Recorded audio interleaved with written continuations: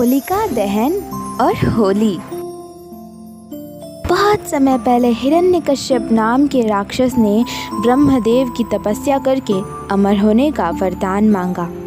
जब ब्रह्मदेव ने अमरता का वरदान देने से मना कर दिया तो उसने मांगा कि उसे संसार में रहने वाला कोई भी जीव जंतु, राक्षस, देवी देवता और मनुष्य मार न पाए।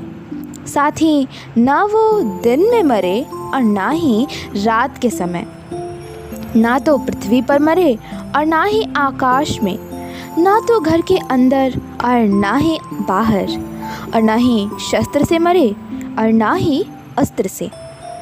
हिरण्यकश्यप की तपस्या से ब्रह्मदेव खुश थे ही, इसलिए अमरता के वरदान के बदले उन्होंने ये सारे वरदान उसे दे दिए। इसे पाकर उसने हर जगह तबाही मचाना शुरू कर दिया। उससे मनुष्य ही नहीं देवता भी परेशान रहने लगे। वह अपनी शक्ति से दुर्बलों को सताने लगा। हिरण्यकश्यप से बचने के लिए लोगों को हिरण्यकश्यप की पूजा करनी पड़ती थी। भगवान की जगह जो भी हिरण्यकश्यप की पूजा करता वह उसे छोड़ देता, और जो उसे भगवान मानने से मना करता उसे मरवा देता या अन्य सज़ा देता। समय के साथ राक्षस हिरण्यकश्यप का आतंक बढ़ता गया। कुछ वक्त बीतने पर हिरण्यकश्यप के घर विष्णु भगवान के परम भक्त प्रहलाद का जन्म हुआ। हिरण्यकश्यप ने प्रहलाद को कई बार विष्णु भगवान की पूजा करने से मना किया और कहा, मैं ही भगवान हूँ, तुम मेरी आराधना करो। हर बार हिरण्यकश्यप की बात सुनकर प्रहलाद कहते, मेरे सिर्फ एक ही भगवान है और वो भगवान विष्णु है।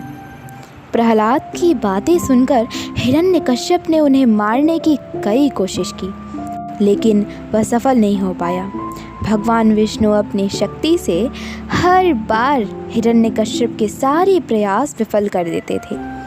एक दिन हिरण्यकश्यप के घर उसकी बहन होलिका आई। होलिका के पास एक चादर थी जिसे ओढ़कर आग में जाने पर ओढ़ने वाला आग में नहीं जलता था, जो उसे एक वरदान के स्वरूप प्राप्त हुआ था।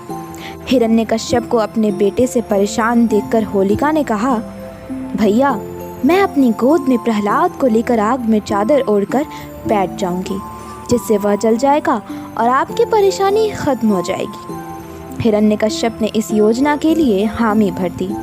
उसके बाद होलिका अपनी गोद में प्रहलाद को बैठाकर आग पर बैठ गई।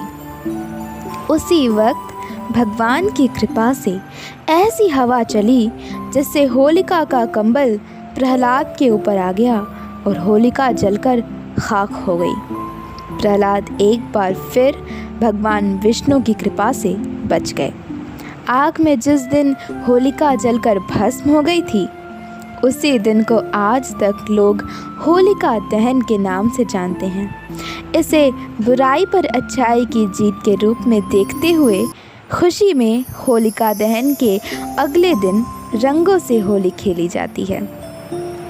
इस कहानी से हमें ये सीख मिलती है कि बुराई कितनी भी ताकतवर हो, एक दिन जीत अच्छाई की ही होती है।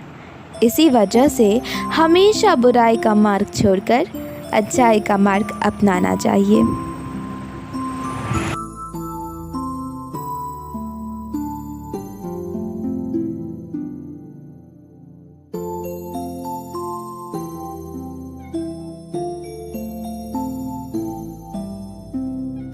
दोस्तों, अगर आपको ये कहानी अच्छी लगी हो तो हमें लाइक, शेयर और कमेंट ज़रूर करें, और हाँ, चैनल को सब्सक्राइब भी ज़रूर करें।